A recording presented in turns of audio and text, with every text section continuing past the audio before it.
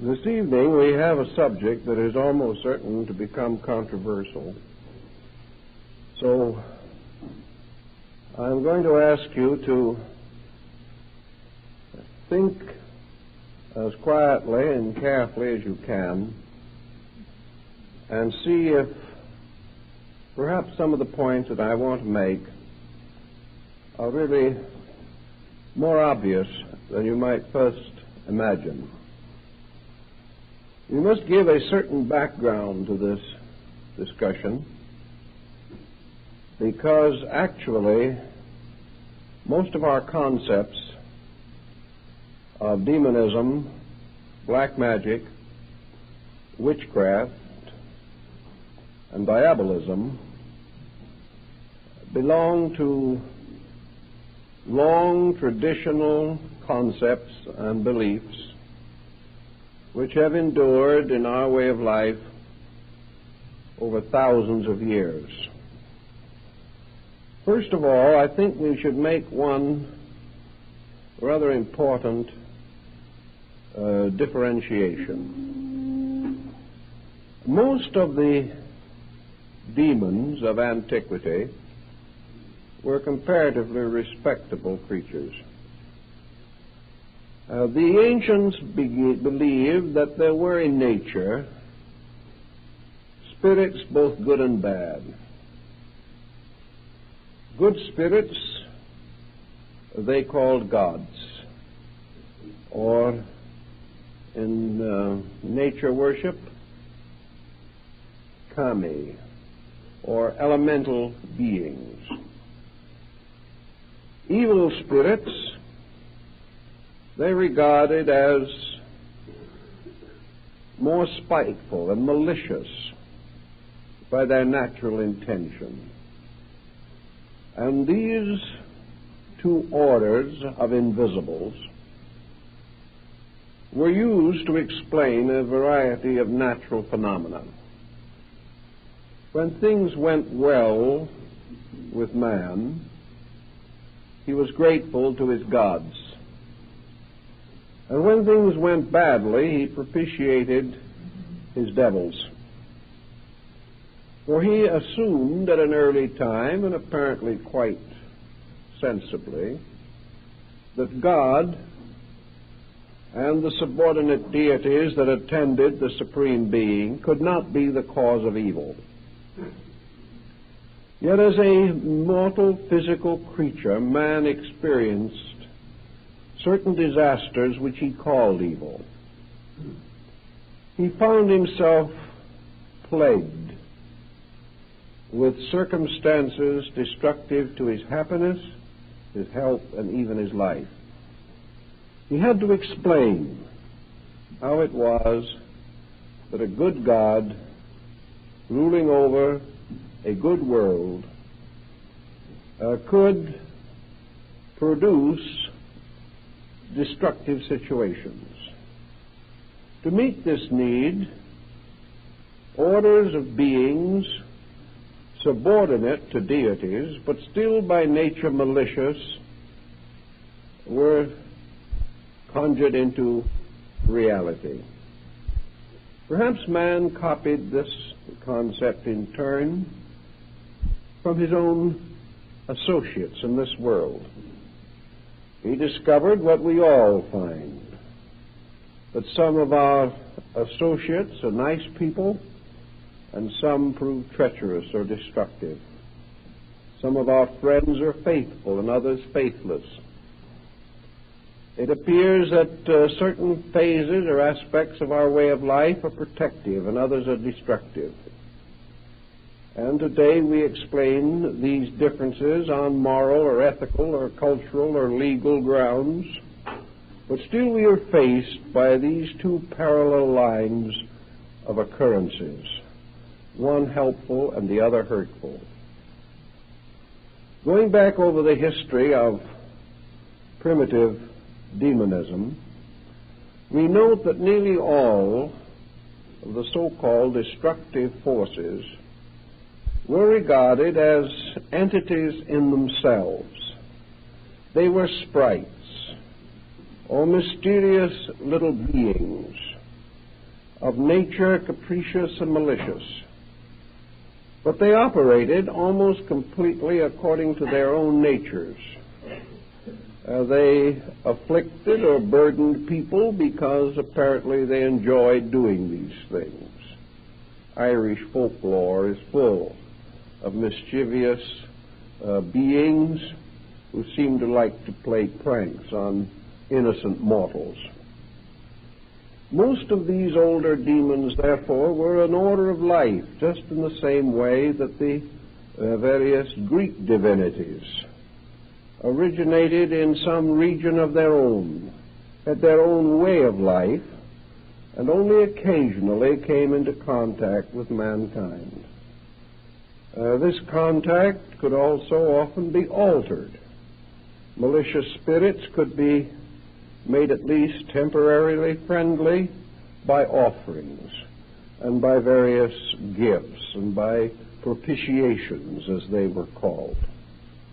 It did not seem to occur to these older peoples that these spirits were other than what they seemed to be, some kind of a hierarchy of entities, inhabiting their own worlds and coming in contact with man only on very rare occasions. The second type of spirit that was regarded as hurtful or harmful was the individual who died with great evil or great hate in his heart. If we wronged someone terribly and he died, we conceived that he might haunt us. Perhaps this haunting was mostly the voice of our own conscience. We may have realized that this person went out of this world injured by us, and that perhaps had he a survival after death, he might resent this injury and continue to avenge it from the other world as he might have liked to do it from here. So we have this kind of spirit being, the souls of the unhappy dead. This more or less exhausted the Greek concept. The Greeks were never particularly devoted to demonology. They kind of liked life. They enjoyed nature. Their religion was a rather buoyant, festive kind. They would much rather live in a world filled with good spirits than with evil ones. Our word demon, however, has been derived from the Greek. But in the Greek form, daemon, it did not signify an evil being at all. It simply represented a creature from another dimension who might have some contact with earthly affairs. Socrates had a demon, according to his own records, and this was a godlike creature who warned him of impending evil and harm and protected him on many occasions through life. So the Greek concept of the daemon was very little different from their concept of the demigod, except perhaps that the daemon was a little more available, was present upon requirement more definitely and more consistently. We have practically no records among the Greeks, for instance, that they ever tried to use one of their spirits to harm any other person. These spirits were protectors and guardians and friends. But there were orders of spirits that were by nature inclined to be malicious or meddlesome, but the Greeks generally handled those rather successfully by putting out a little bowl of food or offering a prayer or making some little promise that they would do a favor for the spirit if the spirit would be kindly to them. It was rather a childish state of affairs and never got very much beyond that point. Among Oriental nations, there is an elaborate study of demonism of all kinds. But I rather suspect that we have been somewhat over-influenced by missionary reports. I think the demonism of Asia was very much like that of Greece. I know that today in Asiatic countries there is very little fear of evil spirits. Even where they're believed in, they're not regarded as being particularly dangerous. Japan has its little oni, its little goblins, but if you want to get goblins out of the house for the year, all you have to do is throw some beans at them at the Setsubun festival, and they depart for the rest of the year. They're really not very tenacious or especially difficult. I saw a book of Japanese paintings not long ago called Recreations of Hell. It was a delightful little thing which would indicate that the oni, or spirits, were more or less unionized or something of that nature, and that in their spare time they went fishing, had picnics, and gathered in some quiet bamboo grove and drank sake together. This seemed to be about their principal activity. Now, in almost all countries where Buddhism has been introduced, we have the same consistent story, namely that the Buddhist teachers immediately converted the demons. Demons just didn't have a chance where Buddhist missionaries went out. Even in Tibet, when Padmasambhava converted the country, he converted all of the evil spirits, and they all became good Buddhists, and they became servants of righteousness ever after. The only function that was left to them was the right to just groan and grumble a little bit and perform just a few little examples of their powers in order to sort of frighten people back on the straight and narrow road again. They became helpers whose only remaining function was to warn people against being bad. Now, this situation also seems to follow in many other parts of the world. China is supposed to have had more demons than all the firecrackers in Asia could frighten away. But again, these demons did not seem to be particularly ferocious. We have many representations in painting and carving of the most horrible scenes of demons punishing lost souls. But no one really seemed to pay much attention to it. And there's no indication that it improved the virtue of the people to any appreciable degree. These ideas just didn't sink in. The native attitude just was not appropriate to it. The general way of life was essentially, well, you can't say happy exactly, because many of these people were miserably underprivileged. At least we may say that the general temper was optimistic. People wanted to believe that good things would happen not only in this world but the world to come. And they also had a deep conviction that whatever their religion was, that their prayers and their mantrams and their various teachings would ensure them against being very deeply plagued by any sinister force. In none of these older countries do we find a kind of demonism in which the demon can stand against God. There is no possibility of rebellion on this level. The demon is a nuisance, principally, represented as perhaps having some minor right to plague unfortunate humans, but even the demon himself rather inclined to repent of his evil ways and depart with very slight encouragement. Actually, I think the Chinese, most of these people, were more afraid of ghosts than they were of demons. Our philosophy in the West, however, seems to have from the beginning developed a rather neurotic attitude on this subject. In both the Old and New Testament, demonology seems to play a very real and significant part. And then as we went along through time, particularly in the Dark Ages, demons became very terrible sources of negative belief. They plagued everybody. The early Christian missionaries enlarged the population of the infernal region by populating it with all the pagans and all their divinities. This made it a rather congested area.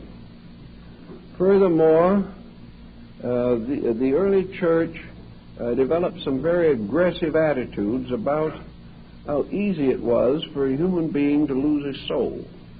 He hardly had to do anything except miss one Mass and he was in trouble. Evil was ever nigh unto him, as St. Paul tells us, and he meant it. And he meant it very literally. And because of this, we see in Western civilization, all the way from the Mediterranean to Ireland, and all the way from the southern tip of Sicily to the most Nordic lands, this very great fear, this almost neurotic pressure in which the individual lived in an almost constant terror of some weird and terrible force. Here again, however, most of the pattern was firmly set upon what might be called demonism in its classical sense. The demon punished sin. The demons didn't bother good people. They had no reason to. But they had a strange and immediate power over sinners. It would almost seem as though deity had assigned them the right to do this. And that whenever a person broke the good rules, he was subject to the punishments and afflictions and burdens that the demons would administer as the agents of divine wrath or punishment. The church, however, had its ups and downs on the subject of demonism. Altogether, I think we can say that the general trend of early Christianity was against demonism. It existed very strongly in local areas. It raised considerable trouble and confusion from time to time. But every once in a while, something that was either common sense or a clearer vision of things would always step in and clear the situation for a while. I think that we can say that the demonism, as it was popularly practiced even in Europe, was never really according to the church canons. It was simply something that local peoples, especially the ignorant, the peasants, and the fearful, the neurotic, the psychotic, developed, and which the clergy in turn tried to exorcise with holy water and church candles. The attitude was periodically to clear this atmosphere and to not allow the concept of demonism to build too strongly in the early church history. Wherever it did build, wherever we had waves of this, we had also waves of incredible cruelty.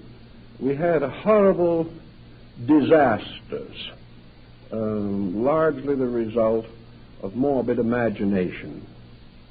Now, every nation, every people of the world has produced neurotics of some kind. They're an inevitable part of life. Certainly they are more abundant where the pressures of life have a tendency to become abnormal.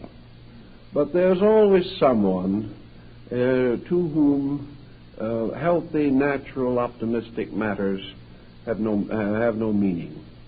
There are always people who live and brood and feel and fear and worry and hate and fuss and maintain jealous, negative attitudes toward each other.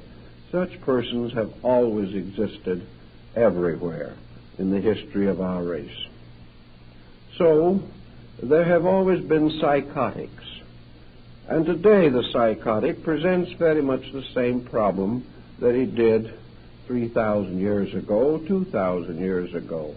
The difference now is that he is operating against a background that is not nearly as credulous as it was in the early times. When a psychotic today sees horrible and destructive visions, this doesn't become the basis of another witchcraft outbreak. It simply now means that this person is judged to be mentally ill. A few hundred years ago, he was not so judged.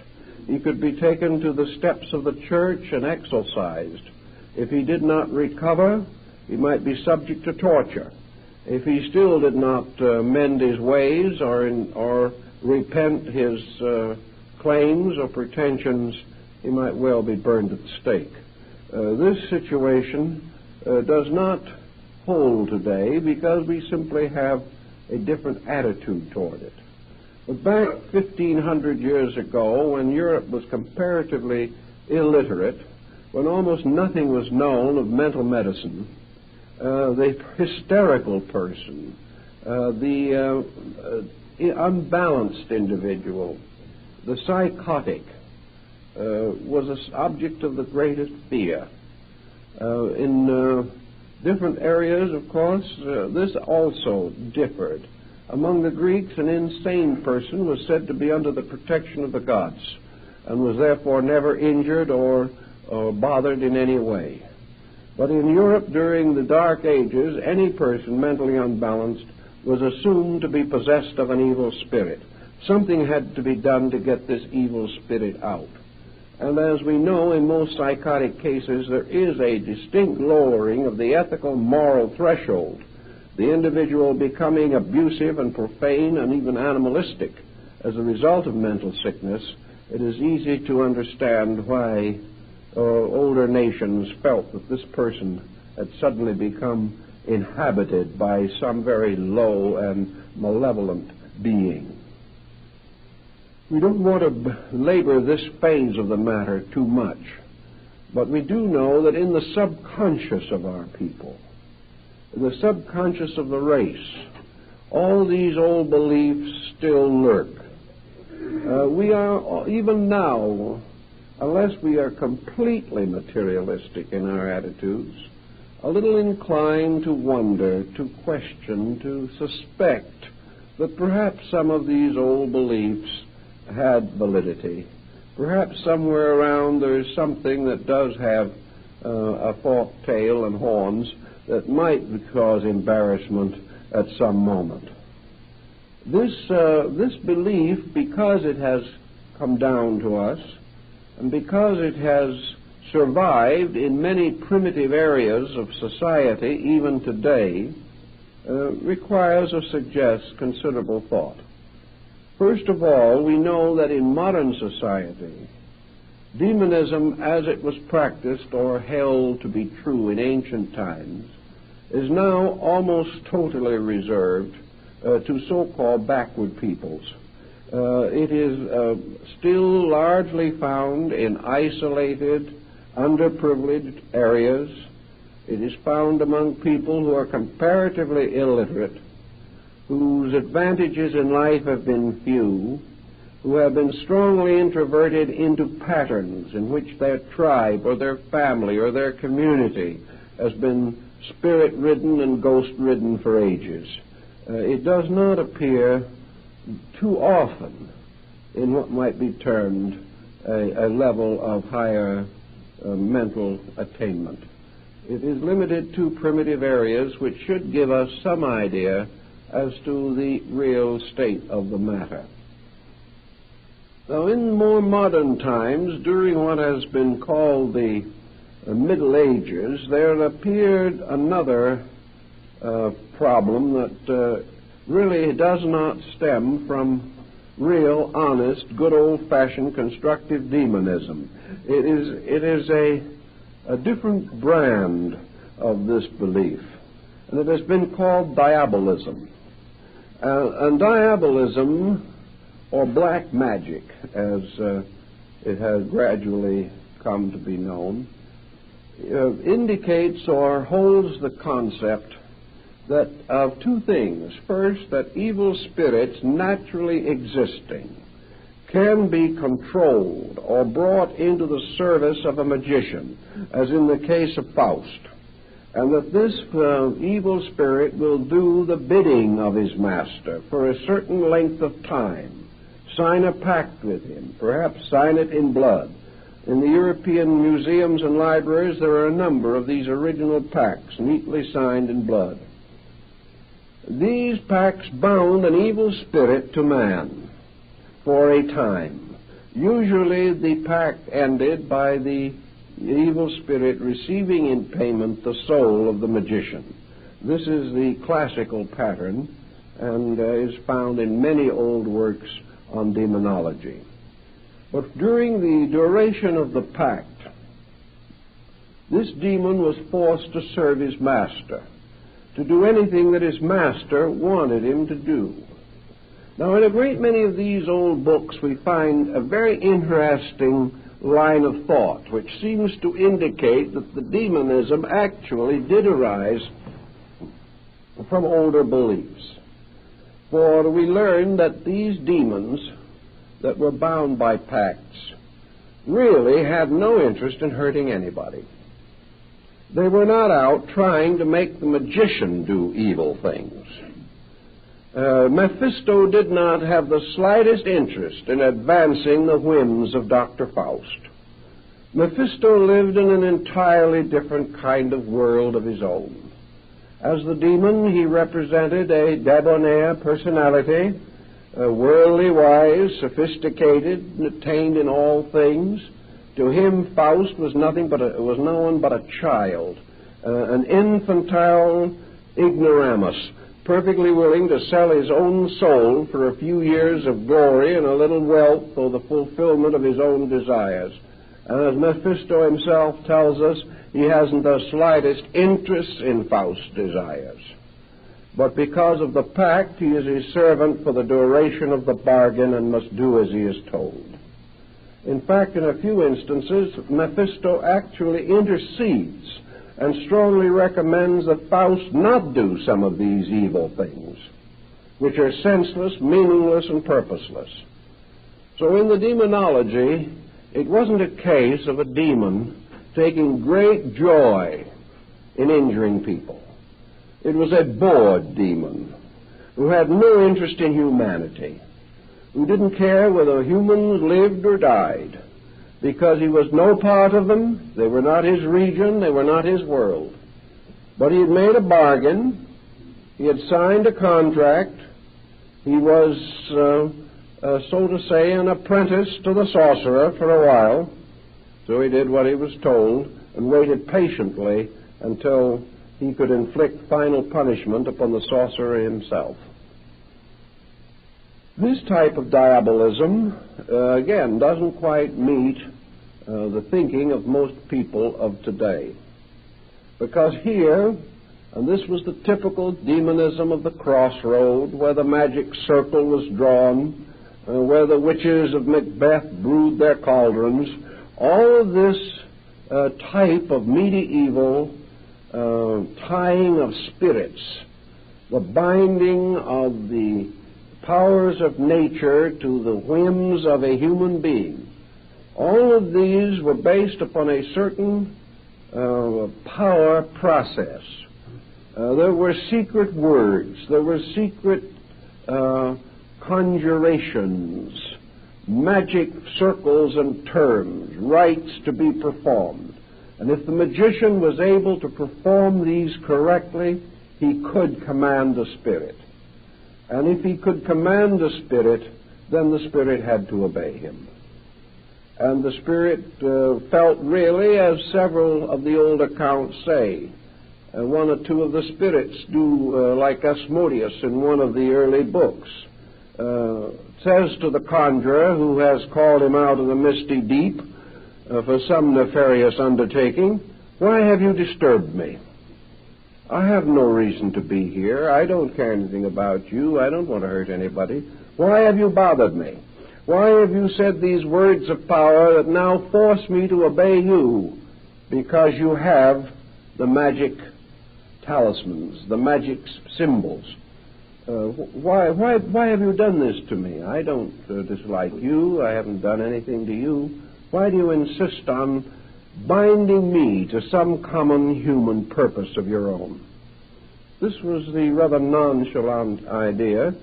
It seems to have carried through from the Greek, in which these spirits were simply part of the citizenry of an invisible empire and really would never bother anybody if humans left them alone. Now, the next phase of the situation takes on a little different coloring. As a result of the binding of spirits by these conjurations and these magical formulas, it came to be believed that human beings could hurt each other. This was a very late development in the idea of demonology, that human beings should want to use evil forces to afflict each other. This was not part of the original concept at all. Ghosts might haunt those who hurt them in life, but not innocent people. And in most countries, the ghost is a kind of a wavering symbol floating in the atmosphere in graveyards at night or something, but not inclined to do anything more than be there, although its presence might frighten some superstitious person out of his wits.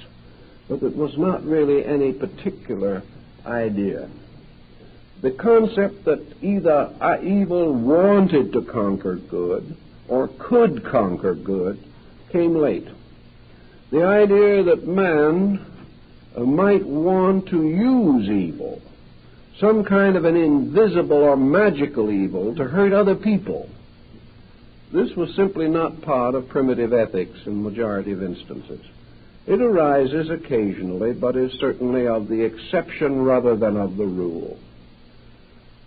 But once we began to believe in witchcraft, once we believed that human beings could make pacts with demons, or could develop within themselves some evil force, could pervert their own natures, and begin to burden us with their perversions, like the witches of Europe riding on their broomsticks to the Sabbath on the Brocken, that human beings themselves voluntarily and of their own inner conviction chose to become evil, chose to hurt or destroy other people, and sought in long and difficult processes to discover means by means of which they could bewitch or haunt, or in some way from a distance plague or hurt normal, innocent folks. Antiquity had very little room for this concept because it simply did not believe it. It believed that the so-called spirits could exist. It believed that evil people could do evil deeds. But it simply did not develop any strong concept of black magic as we think of it today. It was outside of the grand concept of life which these people held. And they would not permit something to be believed that did not fit into the great theory of the kind of world they lived in.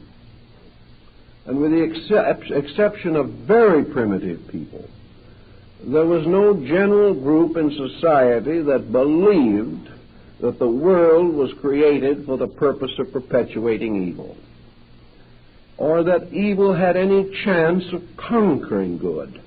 In the long, difficult picture of things, even in the Mazdian faith, evil had no real power to ultimately achieve victory over good. Good was real. Good was deep and great. Evil was passing. Evil was linked so closely to the infirmities of men that it became more and more obvious that most of the evil that we have attributed to demons really arises in the nature of man himself. That we are the creatures who seem to possess the strange power of being malignant in some way, malicious, malevolent in our conduct towards other people. So in the most part, we come down to comparatively modern times, bringing with us all the grimoires of old, the ancient books of magic and spirits, the panticles and talismans of Agrippa, of the old book of the keys of Solomon the king. We have all these beliefs that have been shadowed down through time, books that have to do with the creation of an empire of sorcery, a sorcery in which all of the common good of life is threatened and the universe is placed at the disposal of the sorcerer. If he can become wise enough, if he can become strong enough, if he can become skillful enough, there seems to be no limit to what he can do to ordinary, well-intentioned, God-fearing people. This concept has lingered on, however, in an extraordinary way. And unless we begin to think it through somewhere, we have to face it more frequently than perhaps we like to really imagine. Even in our most sober moments, we are afraid that somewhere around us, somewhere in space, are powers of evil. That these powers of evil, operating upon us from the invisible, or coming into focus here through persons of evil nature, that these forces can do us great harm. We have also come gradually to lack the marvelous solutions that ancient people had. Most of the time now, the solutions which took care of everything 500 years ago just do not seem to be adequate anymore. We are too smart to believe the solutions, but we are not smart enough not to believe the original idea. In other words, we are foolish enough to believe in these evil principles, but not wise enough or not gullible enough to believe in the simple remedies that always took care of them satisfactorily up to recent times. In those long periods in which we were either blessed or cursed by the lack of psychiatrists, these things more or less took care of themselves. Every community had its own local psychiatrist in the form of an elderly widow or someone of that nature, preferably the seventh daughter of a seventh daughter born with a veil. If we could find her, everything would work out. But how did it work out? Just as it works out in the reservations of Indians down in our New Mexican and Arizona areas today. If you think there is an evil spirit that is trying to do you a little harm, you have to find two stones of a certain shape and size, tie a piece of wool around the stones, and carry them in a little pouch in your pocket or on your body. If you have made this little talisman correctly, you have nothing more to worry about. You're in the clear as far as affliction of that nature is concerned. If you're bewitched, all you have to do is wear your coat inside out for a couple of days and it's taken care of. These things certainly cause no more trouble. If it's too bad and you just can't handle it yourself, you go to a bruja, which is another witch, and you pay a very reasonable sum for the second witch to bewitch the first one, and then you go home and go on with your affairs as always. There was always such nice, easy ways out. In the medieval period, all you had to do was confess, do a penance, and be sprinkled on with a little holy water, and the situation was reasonably well in hand. We still have the fears and the worries, but we've lost confidence in the remedy, and that is a rather sad state of affairs, because we now have no way of getting ourselves out of these attitudes. Once we get into them, it becomes a deep and involved and troublesome process. we just are a little less optimistic about how to cure our own infirmities. Perhaps too much dependence on the professional level of things. The point to be very definitely made is this, that as time went on and down into the 20th century, we have a kind of black magic that has drifted along, that has taken on, in some instances, a rather respectable and sophisticated look. The old sorcerer with his pointed cap and long black robe covered with stars has vanished. We have now what might almost be termed the mental magician. He has taken the place of all these other things. But we do still believe that people exist who want to hurt us. We also believe that there are certain persons who can hurt us. And whether this hurting is done by means of chaining a demon, or whether it is done by the natural orneriness of the magician himself, makes very little difference to the sufferer. He actually believes that he is in constant psychic or spiritual danger due to the malicious intent of someone else. Now, that this should be a belief is quite understandable. Our so-called level or veneer of sophistication is pretty thin, and beneath the surface of our so-called mental advancements and attainments, there is still very much of the primitive and very much of the frightened. We all live very largely influenced by fear. And fear is a mysterious thing and is most deadly and most dangerous when the object of that fear is most difficult to isolate or distinguish. Blind fear is the most terrible thing of all, because there's no way you can open your eyes for it. It is simply there as a terrible compulsion to terror within yourself. And nothing that man has ever developed in the form of sophistications apparently can touch this basic atavistic anxiety which is within him. So we are all born with it. We all have to struggle with it, and we all have to solve it much as we solve every other problem in life, mostly by common sense, also by building positive beliefs or convictions that are larger than the negative ones.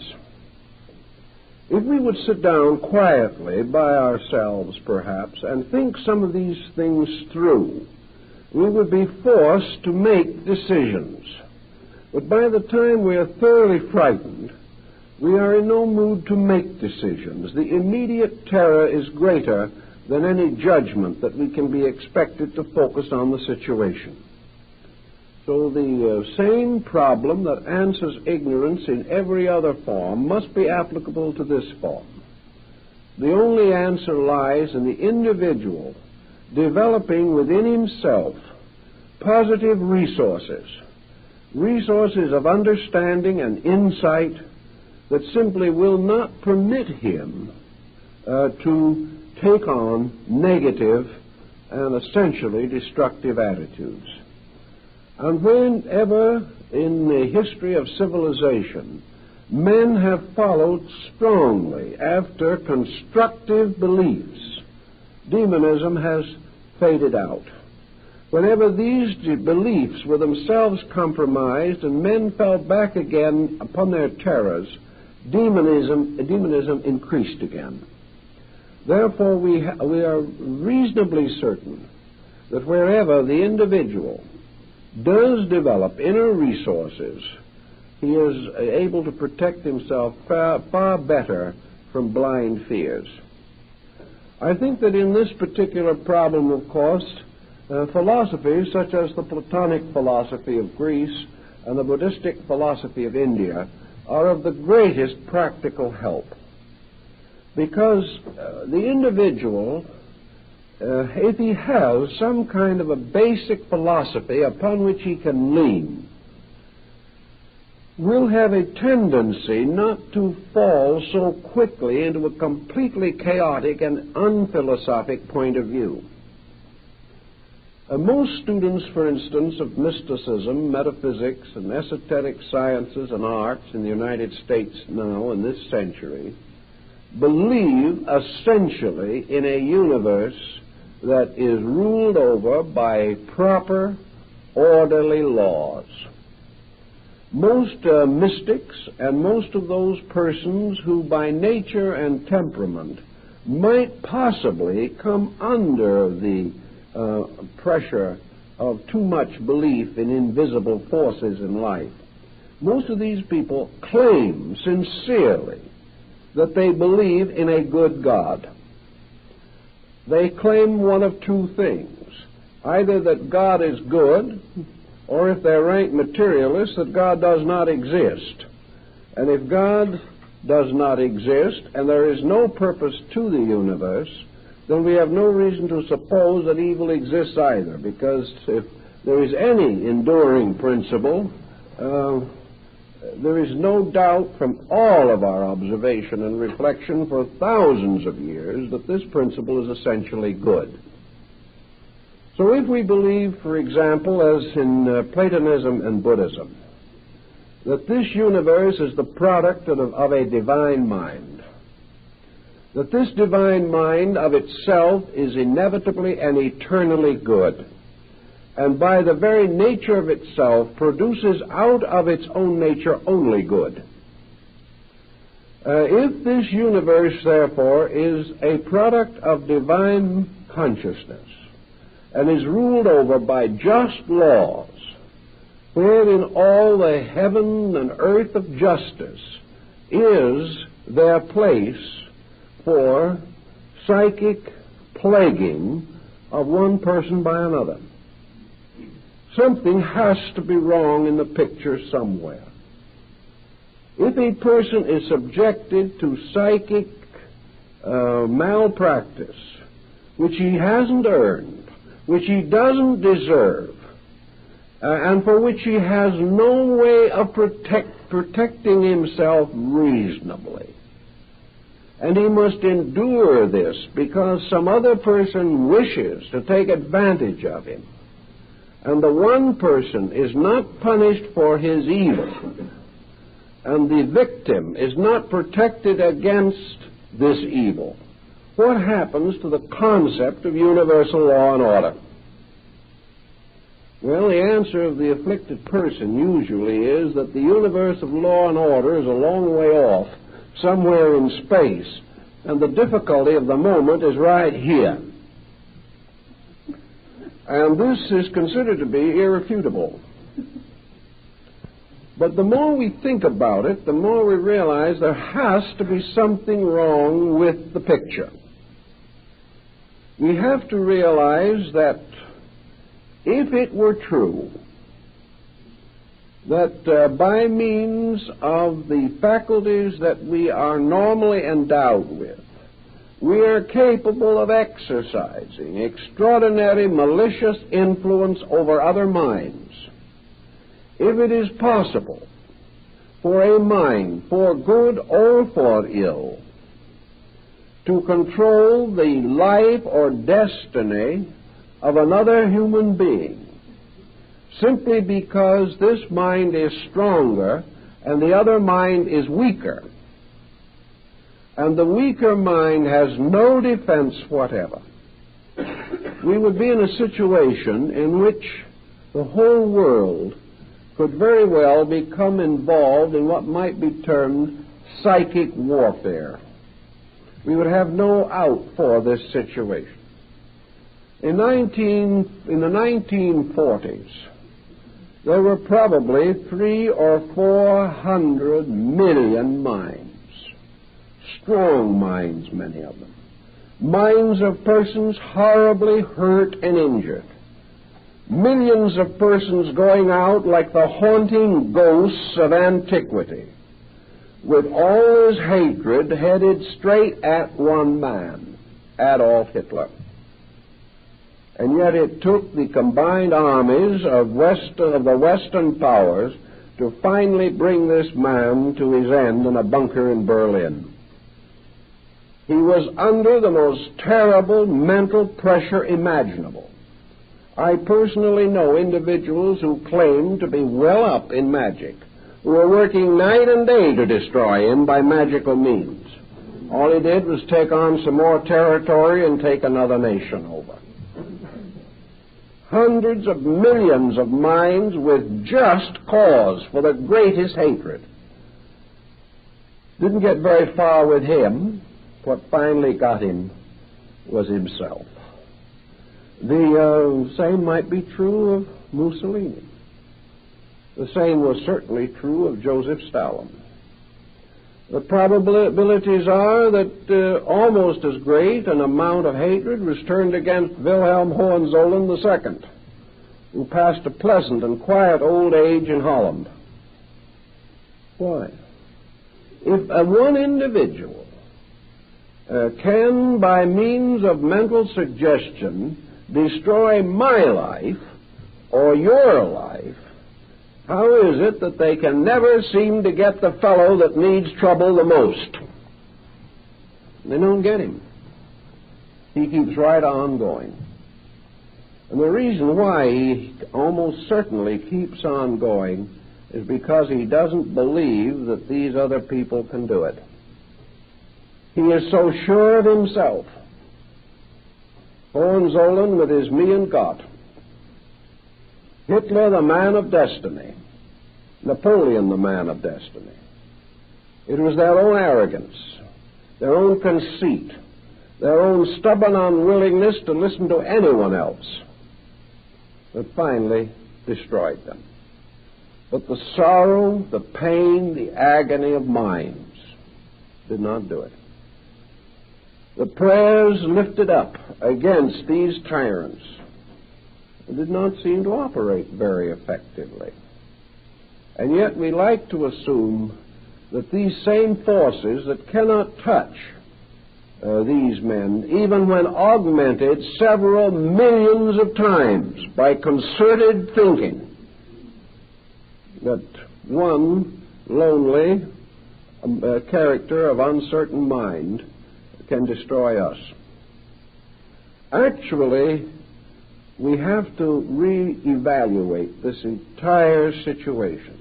And it is a little difficult to do because there are things we so desperately want to believe. And there's nothing that we want to believe more than that which we see, that which we hear, and that which occurs so directly and intimately to us that there seems to be no possible way of evading or avoiding the situation. What we see that happens seems so factual that we cannot escape it. Now, in Buddhist philosophy, we have these repentant onis, miscellaneous secondary demons, who more or less finally went to the robe and became good Buddhists themselves. And what do we have as the answer to the rest of the problem in Buddhism? There is one thing, and that is perhaps the most important key to all. There is one legitimate cause for the individual to be in trouble, and that is karma. Now, karma is not a monster. It is a good law, absolutely necessary to us. But like the Mio of China and Japan, the ferocious-faced deities were always smiling in a kind of a wicked, sardonic way, as much as to say, I shall have you for breakfast. These Mio, or Fudo Mio, represent karma. They represent the inevitable power of retribution. And to the Eastern way of thinking, karma is this thing which is itself a divine good, appearing to us in a horrible and destructive and unfortunate and unpopular appearance. In both Platonism and Buddhism, an individual has to be in need of some type of punishment, or it doesn't come to him. He has to experience that which he has caused.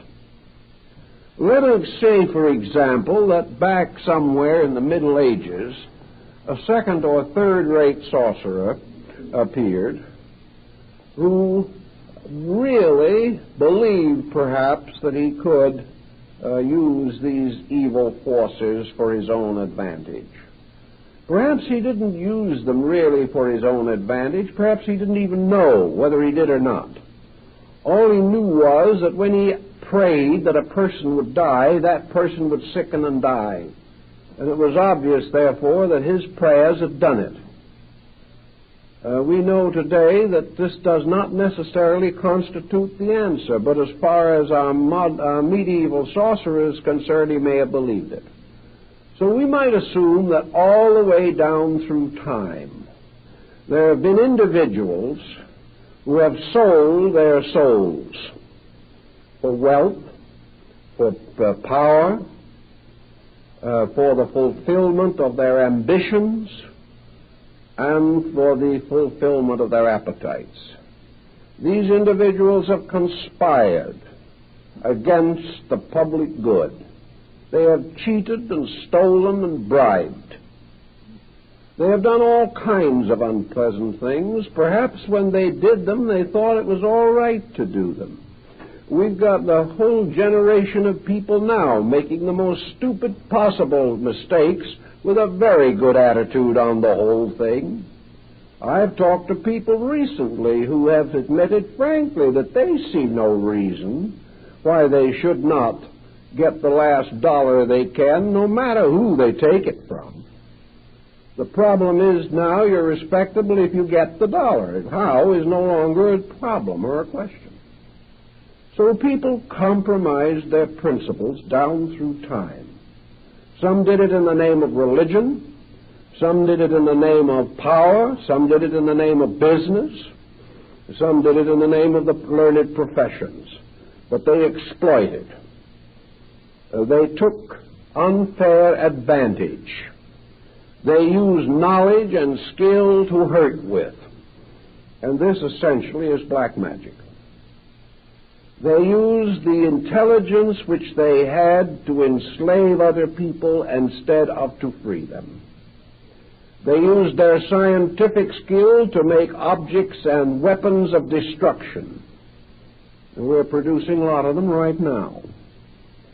But they took the God-given faculties that man has and have used these faculties to terrorize other people, to destroy the securities of living, and to leave this world perhaps a barren sphere in space if someone doesn't come along and straighten out the problem and the tangle. Now, these people, unfortunately, are subject to a law that they don't know anything about, most of them, and that is the law of cause and effect. These individuals have set up compensations. They have set up compensations not merely because they were ignorant, because nature takes ignorance into consideration. They are setting up compensations because they know they are wrong, and yet they prefer to do it that way. Every time we get mad at someone, we know we are wrong, but we keep on doing it. And after a while, we have a thrombosis, which is the way nature catches up with us.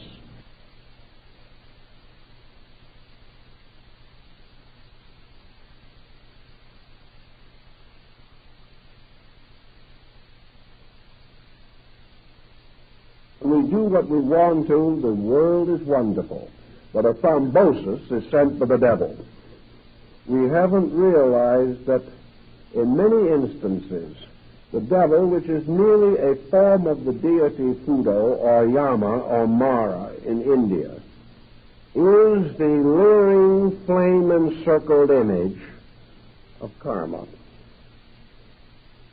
The natural ills that we have done coming back to us. But we remember the words of Mephisto in Faust, when Faust asks the demon who he is. And Mephisto answers, the spirit of negation, part of the power that still works for good while ever scheming ill. This is karma. In other words, the demon is simply the long way toward the good, the roundabout way through the mistakes that man himself makes. So there is one way in which things can go wrong with us that we cannot explain. Paracelsus, who probably is accredited with knowing more about demons than any other medieval thinker, tells us that there are no miraculous circumstances in life, that a miracle is only the effect, the cause of which is unknown, but that cause must be equal to the effect that it produces. So what we term psychic persecution today is an effect. There has to be a cause for it. And where are we going to find the cause?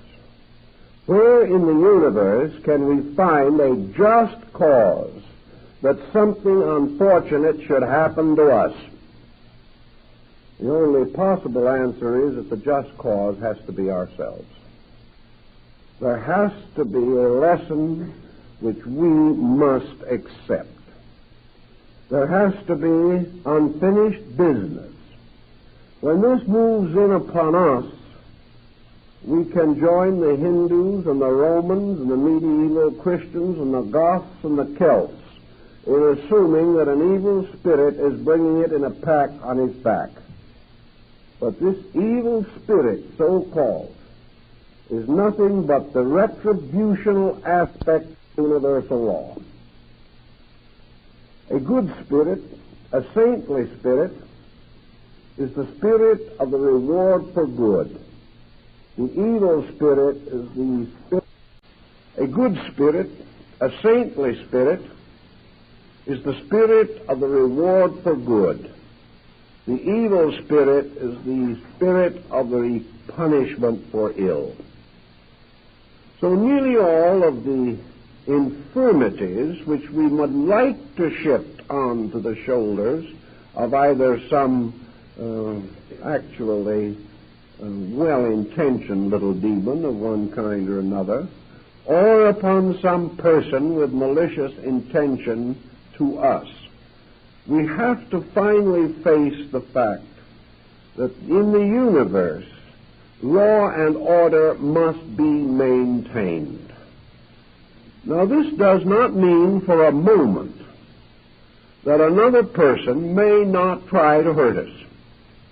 Let us clearly realize that there are a great many parlor sorcerers, even in this century. There are people who would love to hurt us, perhaps. Not many, fortunately, but some. There are certainly individuals who, disbelieving our principles, are praying to God to punish us. Perhaps they have entirely misunderstood and misjudged us, but we are not receiving any constructive mental influences from them. They believe the worst. And because they believe the worst, they keep on sending to us any negative or perverse thought that might be available. Yet have we any defense against this? How are we going to defend ourselves against persons we don't know, perhaps, certainly whose location we could not find, whom we cannot take into court and charge them with some malicious mischief? Persons who perhaps we have gradually come to fear with such an intensive terror that it is destroying our own rest and sleep. And if we were able to pick up the telephone and say to these persons, "Are you trying to make life miserable for me?" it's quite possible the individual would answer, "Yes. I'm doing all I can to make life miserable for you." So here it is. I'm miserable. Somebody else admits they're trying to make me miserable. The circumstantial evidence would almost stand in court. Yet it doesn't have to be true even when it goes that far, because we are still faced with this constant problem. How are we going to assume any kind of a just existence if another person can make life miserable for us because they want to, and not because there is any justice in it? I think we have to realize that man has been equipped by life with everything necessary to protect him on this dangerous journey which we call existence. Just as surely as he has gradually developed means for the protection of his outer body, as he has developed all that is required to preserve himself as far as possible against almost any creature except his own kind, we realize that man is psychically well equipped to defend himself. He is psychically set with a keynote of vibration. No two human beings have the same keynote. The discovery of this keynote by any other person is an extremely remote possibility. And even assuming that it could possibly be done, there still remains the problem of the ethical universe in which we live. From what we can learn from the older philosophical systems, man is capsulated or enclosed in a magnetic field. This field, in turn, is surrounded or held by a mysterious thing called the auric egg.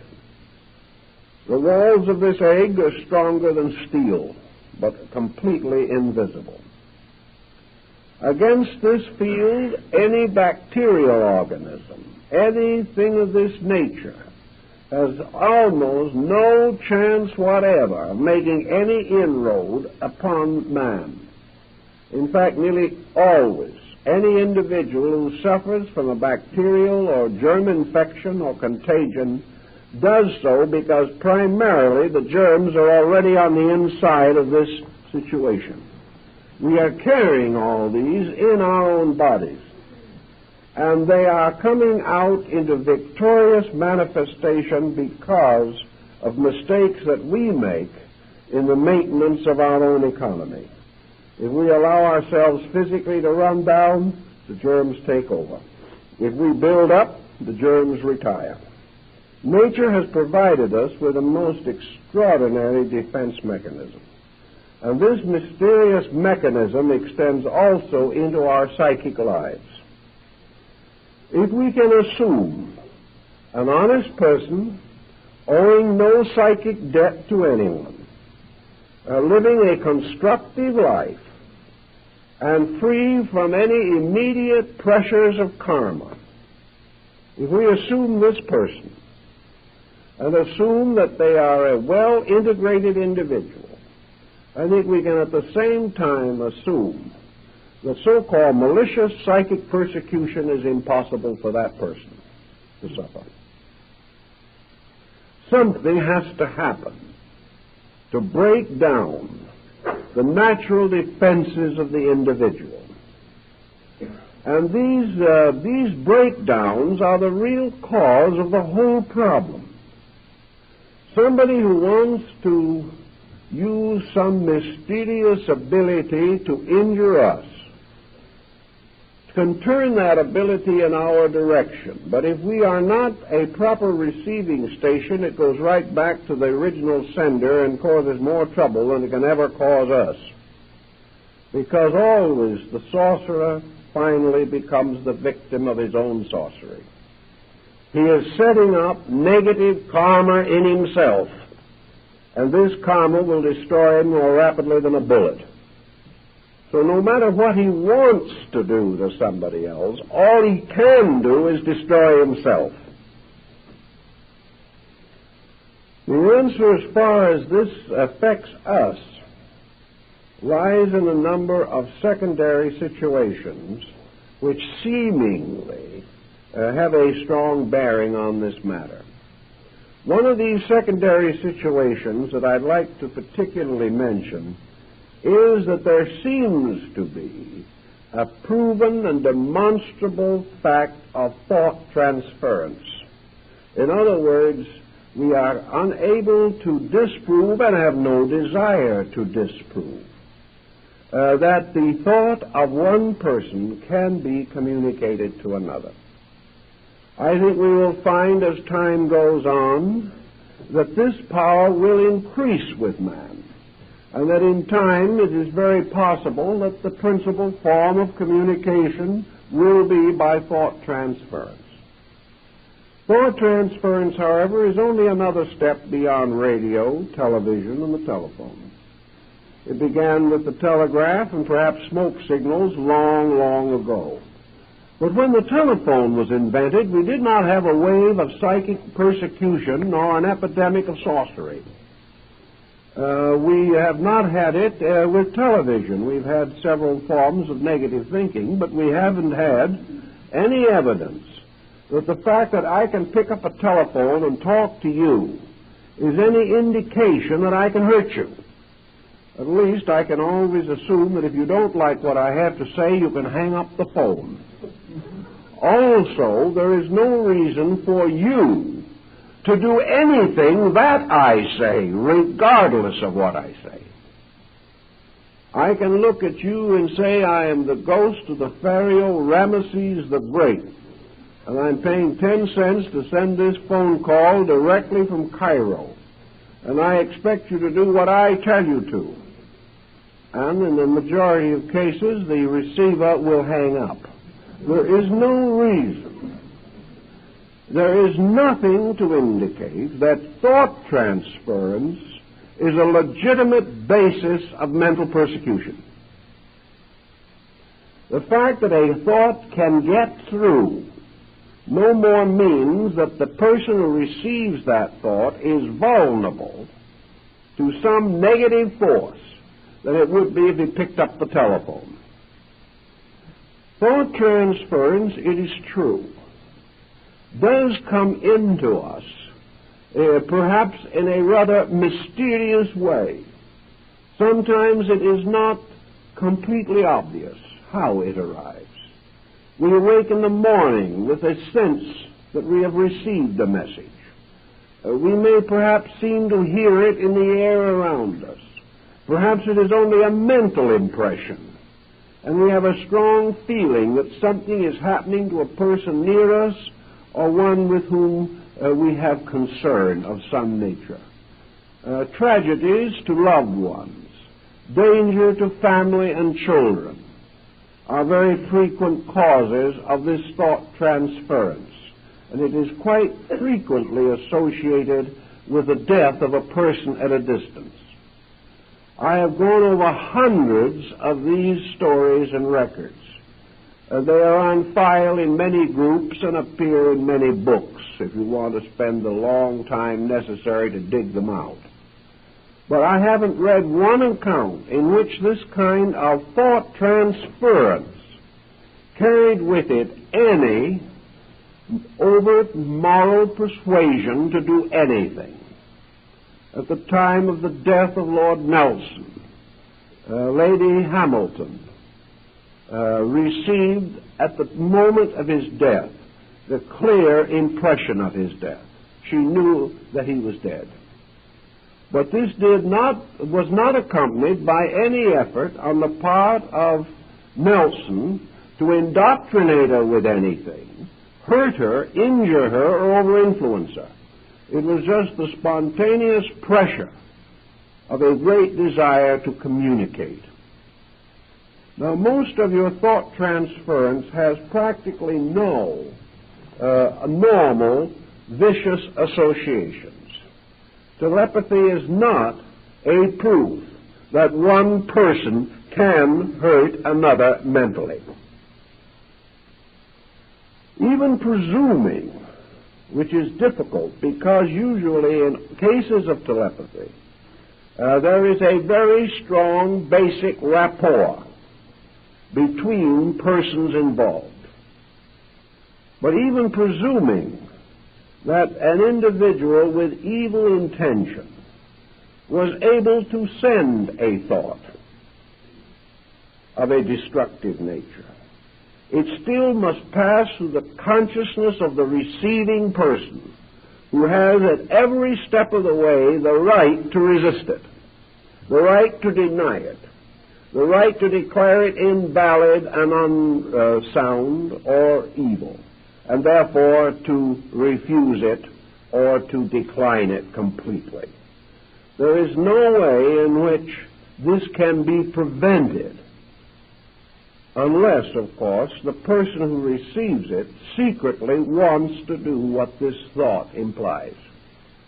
But there is very little probability of transmission on this basis anyway, because we find always that the necessary rapport is sympathy.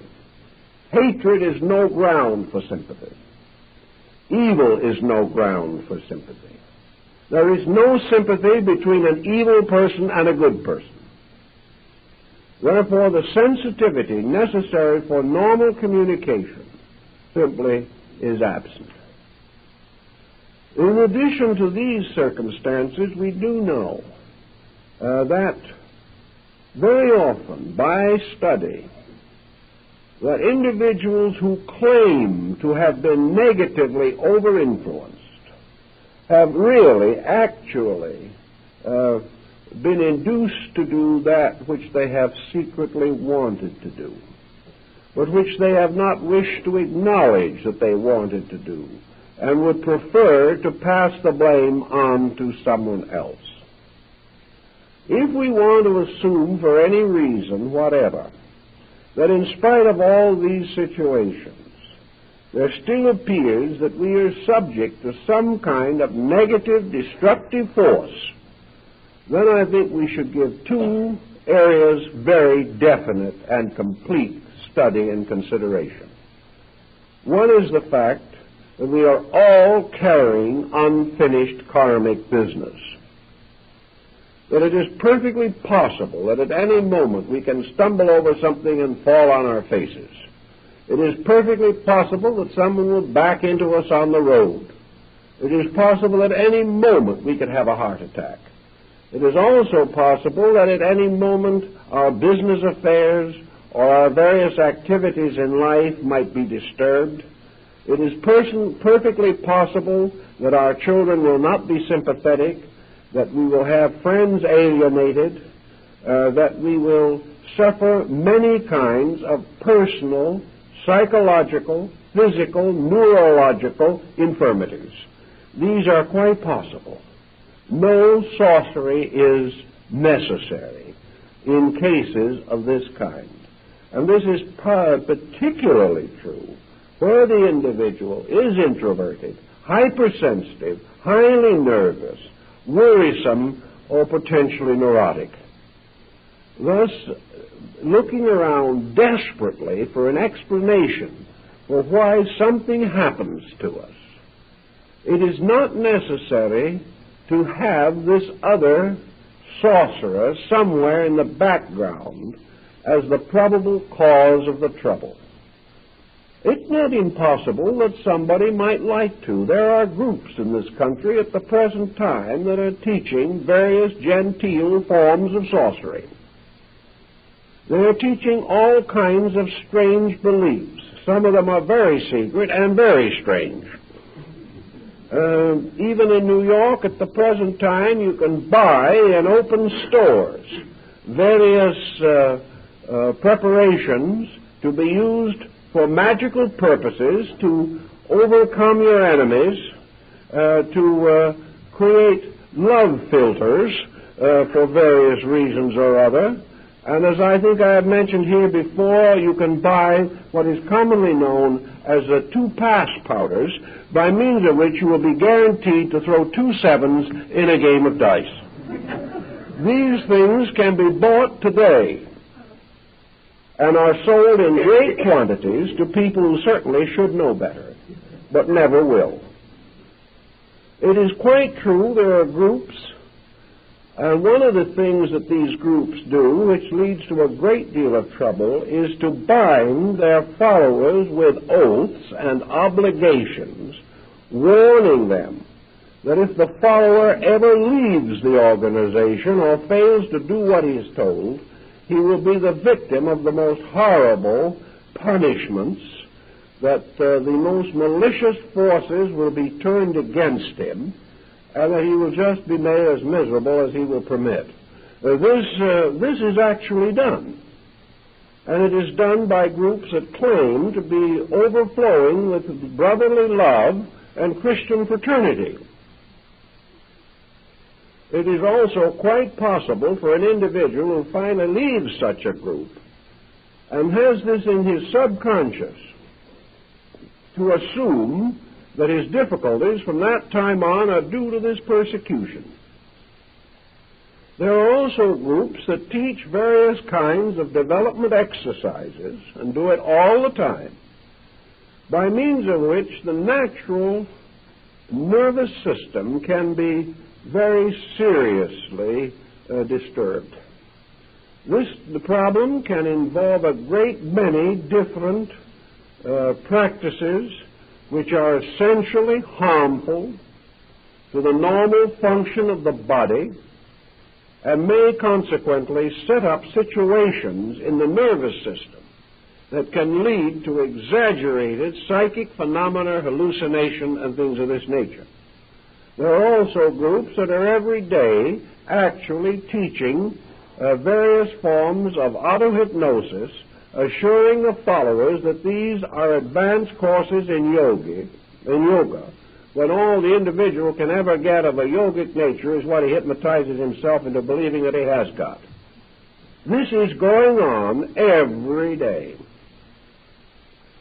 And a certain type of individual will always fall for it. When he gets into this miraculous blunderland in which all common sense is lost, in which everything that might make law and order evaporates, it is perfectly possible and even reasonable that he should begin to suspect the atmosphere to be simply filled with sprites and monsters, that everything around him is filled with maliciousness, because so many of these practices and theories and stories are themselves essentially malicious. Anyone who would curse somebody for leaving a certain organization isn't fit to have an organization, but there's some of them that do. This type of thing causes a great deal of negative anxiety. And when the natural problems of karma step in, this can have a very definite effect upon the individual, because it is certain that there's only one kind of karma that is suitable for a person who has tried to over-influence someone else, and that is to believe that somebody else is trying to over-influence him. He has caused sorrow in this area, and it is in this area that he must pay for that mistake. And in one way or another, people are constantly trying to over-influence each other. Therefore, this type of situation is not especially rare. And if it happens to arise from some karmic background in which the original pattern was set down 300 or 400 years ago, the person today does not see the justice of it or the value of it or the meaning of it in his present embodiment. But he passes through these experiences by which he gradually learns the sacredness of the rights of other people to take care of their own affairs. So out of the peculiar juxtaposition of two circumstances. It has come to be assumed that these circumstances are related. It has come to be assumed that the individual who joins some organization for a doubtful reason, coming under some form of unfortunate situation as the result of so joining, then proceeds to suffer from the very conditions which his own consciousness have opened him to. Also, the combination of the fact that gradually he has lost the power to discriminate. He has sold out. And if we sell out to anything, we're in trouble. If we sell out to a political party, the country's in trouble. If we sell out to some theological sect, it may finally compress us and limit us until it destroys our value. Anything that we sell out to will turn on us and hurt us. So we have all kinds of things also that motivate people into various so-called esoteric situations. Probably one of the greatest and most common of these motivations is simply that the individual is looking for a reason to be alive. These people may be lonely, neurotic people. They're people who desperately want to be important, and to them all kinds of esoteric matters contribute to importance. The individual who has never been able to influence himself correctly will love to influence the rest of humanity. So these people trying to find interest in life, trying to find forgetfulness to their various limitations, trying to get new areas of influence, trying to buy their way into a valuable life, trying to develop powers which will enable them to accomplish mentally what they have no desire to earn physically. All kinds of strange motives, some of them too obscure to be discovered until perhaps long afterwards by the working of karma itself. No human being could discover them. But all of these negative motives, all of these unreasonable attitudes, all these sellouts, in which the individual compromises his principles for some concept of gain. All these come back. And it looks to the individual that the very persons with whom he has previously worked have turned on him. Perhaps they would like to, but they can get nowhere unless within his own nature he has broken down the patterns of integrity and opened himself to karma. Then the thing he is being punished by is not what the other individual is trying to do to him, but by the compromises which the person himself made, by which it might have been reasonable to assume that the other person could have gotten at him. But the individual is haunting himself. He is doing it in 1,000 different ways. And his old ego, which has been carried with him for many embodiments, is still struggling to unload its toxic load of karma. And if this load of karma in some time or other meant that we had tyrannized, and in some way we have to experience the payment for this, then we shall be the victims of tyranny. Whatever cause we set in motion, if somewhere long ago we prayed the gods to afflict somebody else, we will sometime awake and think we hear someone else praying the gods to afflict us.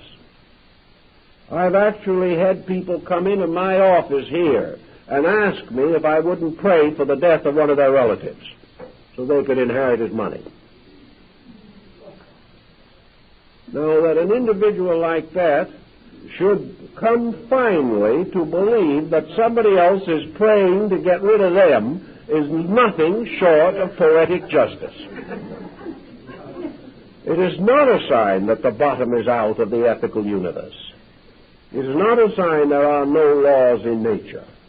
And there is certainly not a sign that good people can be the victims of bad people. Buddhism and Brahmanism and Hinduism all teach that another man can take our body. We can be killed. We can be shot. We can be stabbed. Or we can in time simply die from natural causes. Our physical bodies are vulnerable. They belong to this world, and they can be taken from us by the various incidents and accidents of life. But to all these systems, this is not important. Actually, the only thing that is important to man is the integrity of his own consciousness. While he is able to keep this, the rest of his fate and destiny are secure. There is nothing else that he need to fear. There is nothing that he can successfully fear. And there's nothing that fear can do for him except make him sick. Therefore, if a person finds themselves in this kind of a situation where they think that they are the victims of some malicious mental force being turned against them, let them always remember certain things. That whether such a force exists or not, the fact that we believe that it is doing this to us can do us the greatest harm. Also, most metaphysicians of even the traditional school tell us frankly and firmly, and have said so again and again, that if we change this believing, if we return only good for evil, if we return only strength against weakness, if we reply only in the most constructive way to any seeming circumstance which is incomprehensible to us, we are then, by every level, every count, and every theory, doing the greatest possible good for all situations concerned. In other words, if in the presence of some such a negative thought, we can simply go no further than to say that we still believe that there's somebody trying to hurt us, but that the only answer that we have is to bless that other person, and to realize that as far as the universal principle is concerned, this person who might be trying to hurt us should be the object of sympathy. They're the one in trouble, not us. They're the ones who are in need of assistance. For the moment, for any reason, we wish to hurt another, we are in the most desperate danger ourselves, not because of the fact that we are opening our natures to some strange, infernal, perditional punishment, but simply because this type of thinking sets up psychosomatic patterns within ourselves which will destroy our bodies, minds, and hearts. So any individual who is anxious to do evil, desirous of exploiting anyone else for any reason, should be the object of our greatest and deepest sympathy. They are not big, strong people endangering us. They are little, weak people endangering themselves. If we will take this attitude consistently, we will find that they cannot, directly or indirectly, do any harm to anybody. And the main point is that whether we believe they are doing anything to us or not, and whether in the course of time we discover that the whole thing was our own attitude and not anyone trying to hurt us, regardless of how we want to explain it, our own cheerful, constructive, idealistically, spiritually correct attitude at that time is our greatest protection and our greatest solution. So regardless how we want to explain it, the answer always remains that we must gradually replace fear with faith, that we must lose all interest in assuming or believing that anything or anyone wants to injure us or can injure us. Now, this does not mean that we don't have to read the small type in the contract. This does not mean that physically we are not subject to the common laws of the practices of our times. But it does mean that in things relating to spiritual matters and to religious matters, the individual is absolutely safe as long as his own attitudes are absolutely constructive. As long as he knows firmly and completely within himself that he is setting in motion no negative psychic forces, he can be perfectly certain that no one else can hurt him, but most of all, he will not hurt himself. And if this attitude is really appreciated and really understood, really worked with, there would not be a great deal of black magic in our generation. Because black magic is not just something that another person can practice on us. Black magic is something we can practice on ourselves. Black magic arises the moment we try to solve the problems of our own experience negatively. The moment the individual believes in the reality of evil, he is just as much practicing black magic as the individual who turns the force against someone else, because he is now turning negation against himself. And he is certain ultimately to frighten himself out of his own wits. Now, there are many episodes and incidents described of the raising of spirits on crossroads late at night. And these spirits have been occasionally seen. And any Irishman can tell you they can be seen any time. All you have to be is a good Irishman to see them. Therefore, we recognize this problem. But I talked to an Irishman who, I don't know whether he was in the right direction from the standpoint of descent or not, but he obviously had kissed the Blarney Stone, not once, but many times. And we talked about it one day. He said, yes, Ireland is full of spirits. It's full of all kinds of little creatures that come out of the earth following the plowman. You will see little creatures rising in the mist of dawn or in the mist of evening. And you'll see fairy rings under the trees where the flowers form circles. And you can see them, and you can hear the leprechauns out at night pegging shoes. You can hear them almost any time you want to. And there's one little fellow always sitting with a pot of gold or a crock of gold at the end of the rainbow. Oh, these things, the children see them all the time. Everybody sees them. At least they think they do. So I asked this Irishman once, I said, do these little spirits ever bother anybody? Oh, he said, be gone with you. Why should they bother anybody? Of course not. The only time they bother you is when you bother them. If you try to take the leprechaun's crock of gold away from him, he'll work magic on you. And he'll try his best not to let you have it. But if you want to sit down quietly and watch the little folks at play under the trees, they don't mind. They're very happy. In fact, they probably don't know you're there.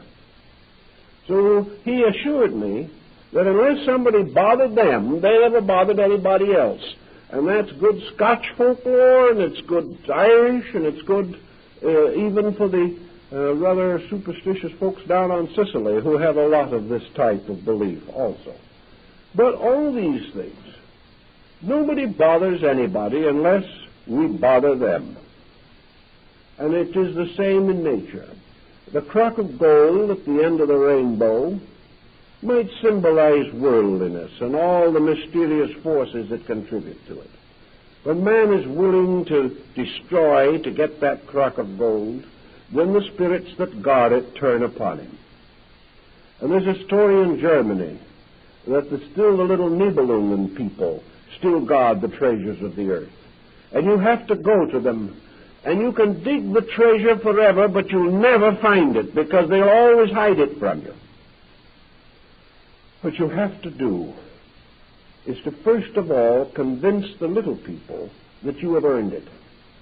Then they'll reveal it to you instantly. These are moral fables. There's no question about it. That the treasures of the earth really are guarded in some way. Like happiness and peace of mind and peace of soul. These things are guarded. And perhaps there are little spirits as the Greeks saw them, or the Roman Lares and Penates. And these little spirits are the guardians of things to protect man from ever having what he doesn't deserve. And they're wonderfully wise at it. And the man who wants wealth without earning it considers these little spirits demons, because they stand between him and what he wants. But everywhere the little people, according to the old legends, are kindly and friendly spirits.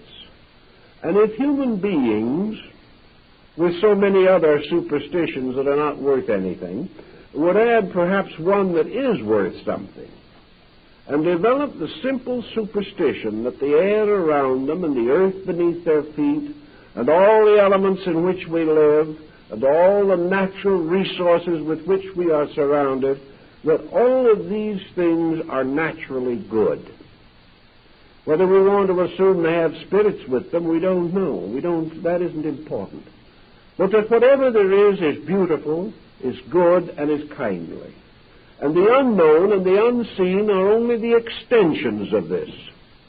That a thing doesn't suddenly become bad because we can't see it anymore.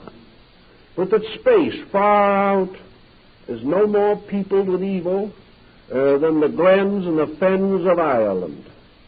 That these things are merely the unknown, unconquered universe of realities extending on and on, filled with law, filled with beauty, and filled with good. And if man will keep faith with this good, and he will live harmoniously with it, and will not break the patterns by his own negative psychology and create a negative psychotic condition in himself, he can live on through the years of his life and from life to life in a universe that is essentially good, which has some problems, some unfinished business, in which we are ready to pay our debts, and we're ready to try to do to others as we'd have others do to us, but with it all a great basic faith.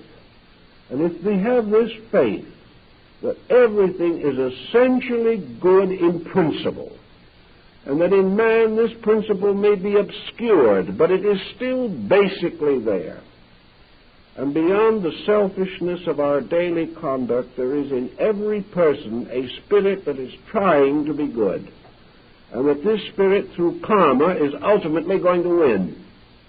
And little by little, the failings and weaknesses of man will be dissolved by universal law, and in the end we will all come to that good which was originally ordained for us. If we keep these thoughts in mind and do not permit ourselves to wallow in self-pity, negation, fear, and doubt, we won't have any trouble with black magic. We won't have any trouble with demons. And if by any chance we should meet one somewhere, it'll be a very kindly little fellow who will be more amusing than difficult.